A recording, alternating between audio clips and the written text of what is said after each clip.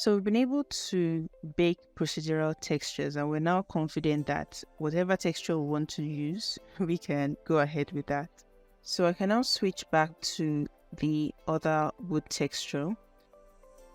So if you look at the way the textures are arranged at the side, it looks like it's not properly aligned. So we can decide to tab into edit mode and, manually arrange that ourselves. So we can select the island, that is this UV maps over here, and just rotate them. So R to rotate, and it still works the same way. You can type 90 to rotate 90 degrees.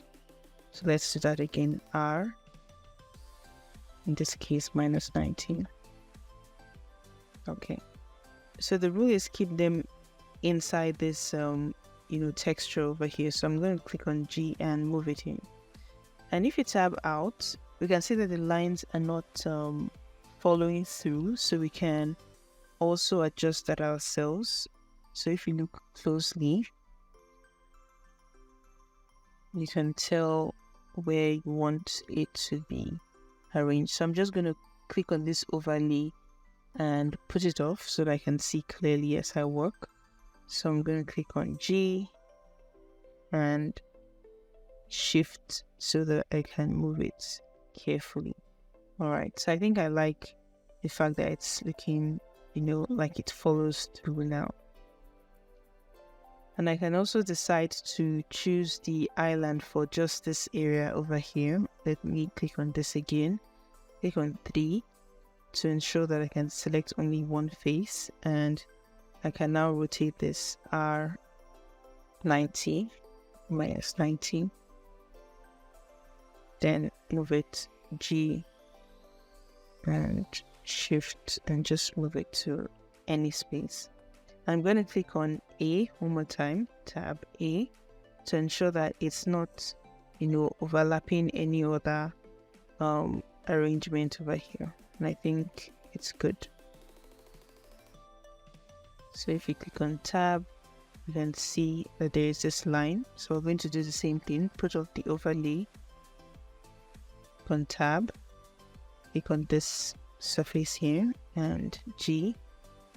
And we can align that. Yeah, and this is looking good. So one more thing, I always say one more thing, but what I just want to do now is to ensure that we have access to our textures. And this is where we're going to talk about how to unpack your textures.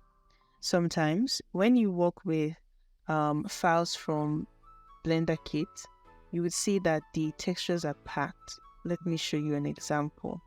So I'm going to save this and let me bring back that funny looking table here. So let me see Alt H and click on this here. So let me bring back the overlay so that you see what I'm selecting. And right here, you can see that we have this material that we initially created ourselves. But let's say I wanted to, use a material from Blender Kit. I can just come over here. Let me search for metal. And this time I do not want to work with procedural because I don't want to give myself the headache of baking the textures again. So I can check for texture based. And once I'm done with that, you can right click and let's see. Sometimes the author adds more information to let you know if it's a texture based material or it's a procedurally created material. But let's just leave it as that. So luckily we have a very similar texture over here, just similar to what we used. So let's see if it is procedural or, texture based. So I'm just going to drag it and drop it on the asset. And as we did that, can you tell me if this is procedural or texture based? Okay, of course this is texture based. So you can see the setup over here, and I'm so sure that you can do this as well. But of course, you can see that we have some, nodes set up over here. So if you wanted to use this in another software, for example, you might want to bake this normal map. Okay, so let's just stick to this, setup here. What we want to look at is the fact that some textures are packed. Most times when we get textures from Blender Kit, they are packed. And how do you identify a texture that is packed? One quick way to do so is to come over to the texture, and you will see over here that it looks like there's this, box with some stuff in it. And it's telling you, once you take your mouse over it, it's telling you you can unpack the item because it's currently packed. This is a packed file. So you can click on it. And once you click on it, you have different options of where you can unpack the file to. Unpacking is just like you have a folder or let's say a traveling box, and you want to remove the clothes from your traveling box and dump it in your wardrobe, for example. So you can now choose the directory that you want to save it to, like your wardrobe, that this is where you want to save the file to.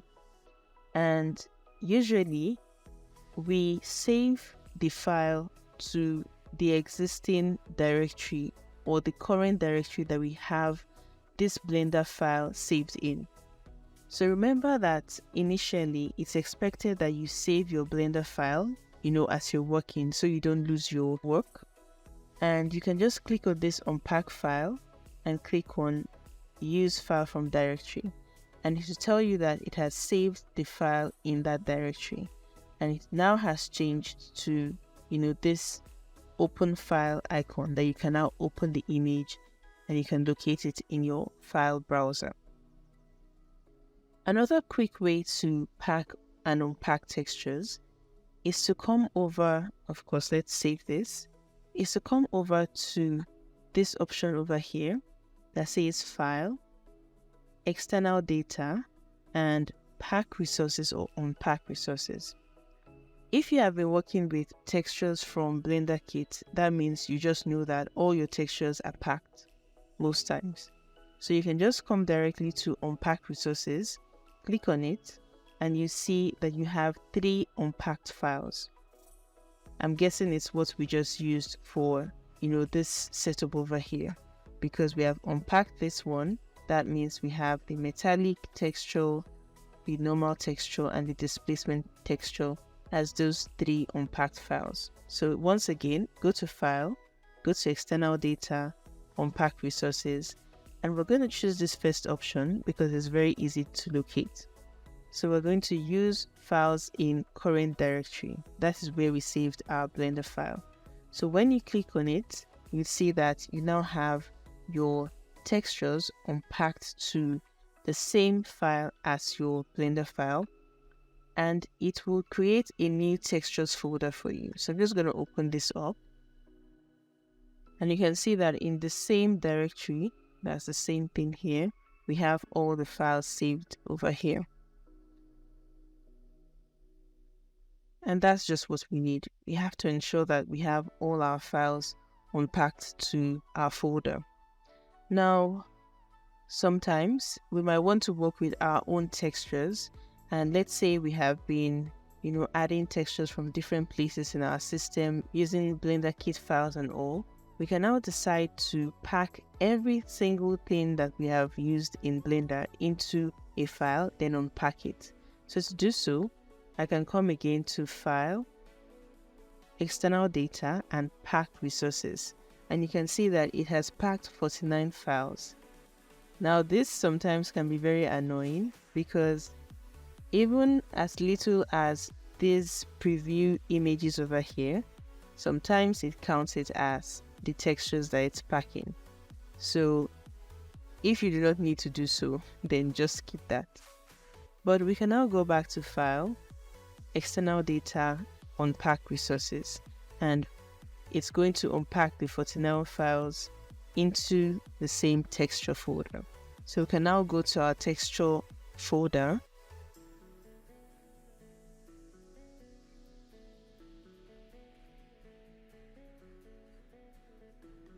And this time we can see all the textures and unnecessary stuff over here. Most times you can decide to resave this texture in another place in your system. That's if you can manually locate, just the textures you need. Like I can see I have my ambient occlusion down to this roughness over here. I can decide to save it into, let's say, another place. So let's copy this. Let me see. I can click on Control and save everything I need. Copy it and create a new texture folder and call this textures for Unity. And I drop them over here. Alright, so we've been able to establish how to pack and unpack textures in our file, and even how to save them and get them ready for Unity. Now we're going to talk about the capstone project and wrap this up.